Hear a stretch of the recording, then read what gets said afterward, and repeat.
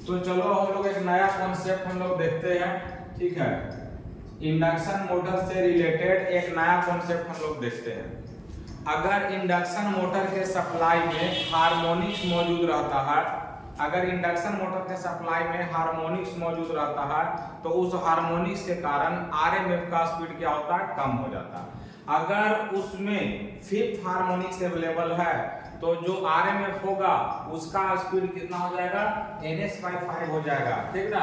और अगर seventh harmonic है तो ns/7 होगा। आमतौर पे सप्लाई में, इंडक्शन मोटर के सप्लाई में ऑड हार्मोनिक्स ही मौजूद रहता है, ठीक है। तो ऑड हार्मोनिक्स के कारण आरएमएफ का स्पीड डिक्रीज करता है, और आरएमएफ का स्पीड डिक्रीज करके हो कितना जाएगा, तो पहले ns था तो ns/5 होगा। अगर फिफ्थ हार्मोनिक है तो पहले ns था तो ns/7 होगा, अगर सेवेंथ हार्मोनिक है तो, ठीक ना। तो क्या आरएमएफ का स्पीड केवल कम होगा, तो ऐसा नहीं। आरएमएफ का स्पीड कम होने के साथ साथ रोटर का भी स्पीड क्या होगा, कम हो जाएगा। क्यों? क्योंकि रोटर का स्पीड कितना होता है, तो रोटर का स्पीड nr बराबर 1 - s इंटू क्या होता है, ns होता है। तो अगर ये कम हो जाएगा तो ये भी क्या हो जाएगा, कम हो जाएगा, है ना। तो ns पे तो प्रभाव पड़ेगा ही पड़ेगा, साथ ही साथ रोटर पर भी प्रभाव पड़ेगा। और रोटर के स्पीड को कम होने को ही हम लोग क्रॉलिंग कहते हैं, यानी कि कहीं ना कहीं क्रॉलिंग होने का घटना, कहीं ना कहीं क्रॉलिंग होने का घटना जो है वो हार्मोनिक से रिलेटेड होता है। कहीं ना कहीं क्रॉलिंग होने का घटना जो है वो हार्मोनिक से रिलेटेड होता है। तो इस फैक्ट को याद रखना है। कभी कभी मान लो क्वेश्चन बोल देगा कि अगर ns जो है 1500 आरपीएम है और फिफ्थ हार्मोनिक अवेलेबल है ना, तो उसका स्पीड कितना हो जाएगा, 1400 आरपीएम स्पीड दिया हुआ है और सेवेंथ हार्मोनिक दिया हुआ है, तो उसका स्पीड कितना हो जाएगा, तो आराम से ns/5 ns/7 कर देंगे, ठीक है। अब अगला एक इंपॉर्टेंट कॉन्सेप्ट क्या है, the load of induction motor is given by R2 into 1 - s बटे s, R2 into 1 - s बटे s। यानी कि कहने का मतलब ये है कि देखो इंडक्शन मोटर पर तो कोई रियल में इलेक्ट्रिकल लोड नहीं होता है, इंडक्शन मोटर पर तो मैकेनिकल लोड ही लगा हुआ रहता है। तो उस मैकेनिकल लोड को अगर हम इलेक्ट्रिकल इक्विवेलेंट में बदलते हैं तो वह RL लोड में बदला जाता है। क्यों बदला जाता है, कैसे बदला जाता है, आप पढ़े हुए होंगे, ठीक है। तो वह मैकेनिकल लोड कितना होता है, तो वह मैकेनिकल लोड होता है R2 गुने 1 - s बटे s। तो अब आपको पता चल रहा होगा कि चूंकि RL जो है s पर डिपेंड कर रहा है और s जो है वो वेरिएबल है, इसका मतलब RL जो हो गया वेरिएबल हो गया। यानी कि जो भी मैकेनिकल लोड इंडक्शन मोटर पर लगेगा, जो भी मैकेनिकल लोड इंडक्शन मोटर पर लगेगा, वह मैकेनिकल लोड एक वेरिएबल रेसिस्टिव लोड के जैसा काम करता है। यानी कि इंडक्शन मोटर पर लगा हुआ मैकेनिकल लोड जो होगा वो एक वेरिएबल रेसिस्टिव लोड के जैसा काम करेगा, ठीक ना। तो उसका वैल्यू कितना हो जाएगा, R2 गुने 1 - s बटा s। अब इसी कंक्लूजन से हम ये वाला कंक्लूजन यहाँ पे निकाले हैं, जो कि बहुत इंपॉर्टेंट कंक्लूजन है। इसी कंक्लूजन से तो पहले याद रखना है कि जो मैकेनिकल लोड है उसका इलेक्ट्रिकल इक्विवेलेंट कितना है, तो R2 गुने 1 - s डिवाइडेड बाय s, और यह RL क्या हो गया, वेरिएबल रेसिस्टिव लोड के जैसा हो गया। चलो तो इसके मदद से हम लोग ये तीनों कॉन्सेप्ट को समझने का प्रयास करते हैं। देखिए जैसे मान लीजिए कि इंडक्शन मोटर पर कोई मैकेनिकल लोड नहीं लगा हुआ है, मान लो कि इंडक्शन मोटर पर कोई मैकेनिकल लोड नहीं लगा हुआ है, उस वक्त इंडक्शन मोटर का रोटर किस प्रकार के सर्किट के जैसा बिहेव करेगा, तो उस समय इंडक्शन मोटर का जो रोटर है वो ओपन सर्किट के जैसा बिहेव करता है, ठीक है। और जब मान लेते हैं कि induction motor stand still condition में होता है, उस समय इंडक्शन मोटर का रोटर किस प्रकार से बिहेव करता है, तो शॉर्ट सर्किटेड सर्किट के जैसा बिहेव करता है। और जब इंडक्शन मोटर पर कुछ लोड लगा हुआ रहता है, ठीक ना, और रनिंग कंडीशन में है, तो उस समय वेरिएबल रेसिस्टिव लोड के जैसा काम करता है। तो जब नो लोड में है तो ओपन सर्किट के जैसा, स्टैंड स्टिल कंडीशन में है तो शॉर्ट सर्किट के जैसा, रनिंग एट स्लिप एज है मतलब रनिंग कंडीशन में है विद सम लोड है, तो क्या वेरिएबल रेसिस्टिव लोड के जैसा। तो आखिर ऐसा क्यों हो रहा है, ठीक ना। तो इसको देखते हैं हम लोग कि देखिए जब नो लोड कंडीशन में होगा ना तो स्लिप को हम लोग लगभग 0 मानते हैं। देखो इंडक्शन मोटर का स्लिप प्रैक्टिकली 0 तो नहीं होता, क्योंकि nr बराबर ns होगा नहीं, क्योंकि अगर NR बराबर NS हो गया तो कोई ऑपरेशन नहीं होगा, इसलिए S बराबर हम लोग 0 जनरली इंडक्शन मोटर के लिए नहीं लेते हैं। लेकिन 0 के इतना करीब है कि लगभग उसको 0 मान लेते हैं स्टडी के लिए, है ना, 10:0 है मान लो।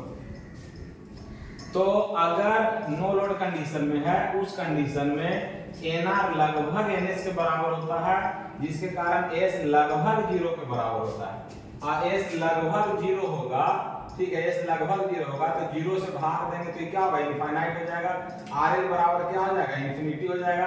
और RL बराबर अगर इन्फिनिटी हुआ तो इन्फिनिटी होने का मतलब क्या होता है, ओपन सर्किट, यानी कि नो लोड कंडीशन में ओपन सर्किट के जैसा ही क्या करेगा, काम करेगा। नो लोड के केस में ओपन सर्किट के जैसा काम करेगा, ठीक ना। अब मान लो स्टैंड स्टिल कंडीशन में है, तो स्टैंड स्टिल कंडीशन में S बराबर 1 होता है, और यहाँ पर अगर हम S बराबर 1 रखेंगे तो 1 - 1 0 हो जाएगा, यानी कि RL 0 हो जाएगा, और लोड 0 हो गया मतलब शॉर्ट सर्किटेड कंडीशन। तो स्टैंड स्टिल कंडीशन में S बराबर 0 होता है, NR बराबर 1 होता है। ठीक उसी प्रकार से अगर मान लो कि स्लिप S पर ही रोटेट कर रहा है और कुछ लोड उस पर लगा हुआ है, तो भाई स्लिप तो 0 नहीं हुआ, तो RL कुछ ना कुछ तो होगा ही, और कुछ ना कुछ हुआ तो रेसिस्टिव लोड जैसा नहीं हुआ ना। तो इसलिए जब स्लिप S पर ही रोटेट करेगा तो ये वेरिएबल रेसिस्टिव लोड के जैसा काम करेगा, ठीक ना।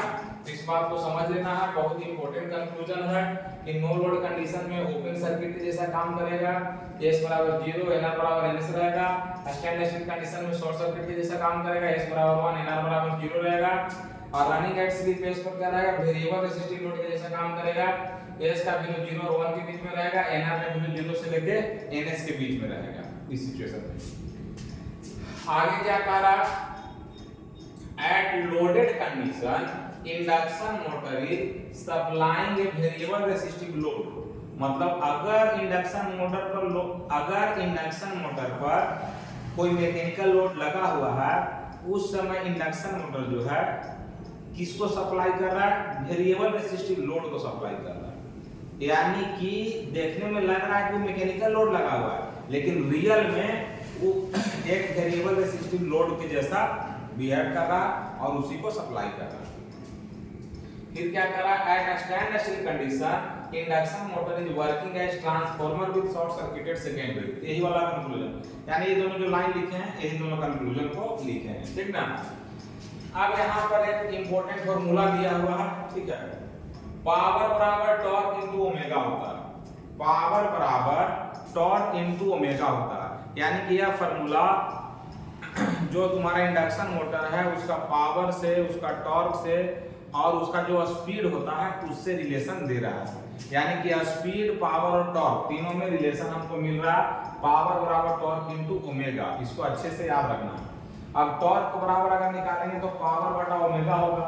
अगर रोटर का स्पीड है तो ओमेगा आर ले लेंगे, तो ओमेगा आर में 2 पाई एनआर यहाँ ले लिए। एनआर स्मॉल लेटर में लिखा हुआ, इसका मतलब ये हुआ कि आरपीएस में है, रिवोल्यूशन पर सेकेंड में है। और रिवोल्यूशन पर सेकेंड को रिवोल्यूशन पर मिनट में बदलेंगे तो हम लोग क्या बदल देंगे, उसको हम लोग बदल देंगे एनआर बटे 60 में, कैपिटल एनआर बटे 60 में। 60 को क्या कर देंगे, ऊपर कर देंगे तो 60 बटा 2 पाई हो जाएगा। और 60 बटा 2 पाई को हम लोग क्या लिख सकते हैं, 9.55 गुने पी बटे एनआर लिख सकते हैं, है ना। यानी कि जो टॉर्क हुआ 9.55 गुने पी बटे क्या हो जाएगा, एनआर हो जाएगा।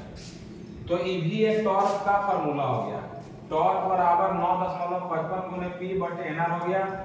अब अगर मान लो कि पावर जो है ये ग्रॉस पावर है तो टॉर्क जो होगा वो ग्रॉस टॉर्क होगा। पावर जो है अगर ग्रॉस पावर है तो टॉर्क क्या होगा, ग्रॉस टॉर्क होगा, ठीक ना। और पावर अगर जो है शाफ्ट का पावर है तो टॉर्क भी जो होगा वो शाफ्ट का टॉर्क होगा। तो कभी कभी पूछ देता है कि ग्रॉस मैकेनिकल पावर कितना होगा, शाफ्ट का पावर कितना होगा। तो ग्रॉस मैकेनिकल पावर के अंदर में क्या आ जाएगा, तो ग्रॉस मैकेनिकल पावर के अंदर में आपका शाफ्ट वाला पावर भी आएगा, फ्रिक्शनल लॉस वाला भी आएगा, विंडेज लॉस वाला भी आएगा, स्ट्रे लॉसेस वगैरह भी और एक्स्ट्रा जो लॉस होता है वो सब भी आ जाएगा, ठीक है। तो काफी इंपॉर्टेंट कंक्लूजन है यहाँ पर। वीडियो को 2 बार 3 बार देखिए और इस सब पॉइंट को याद रखिए, बहुत हेल्प होने वाला है आपको एग्जाम में, ठीक है। और वीडियो अगर अच्छा लग रहा है तो चैनल को लाइक शेयर सब्सक्राइब भी जरूर करते रहो। मिलते हैं नेक्स्ट वीडियो में नेक्स्ट कुछ नया कॉन्सेप्ट के साथ। तब तक के लिए जय हिंद, जय भारत, वंदे मातरम।